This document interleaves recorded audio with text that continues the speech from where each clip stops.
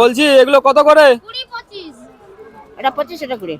হ্যাঁ, সেটা কি আছে? ওটা সাদা, এটা কালা নাকি? না না, এটা তো ছোট, একটু বড় সাইজ। ওটা ছোট, এটা বড়। এটা নিয়ে গেলাম তাহলে। হ্যাঁ হ্যাঁ, নিলাম।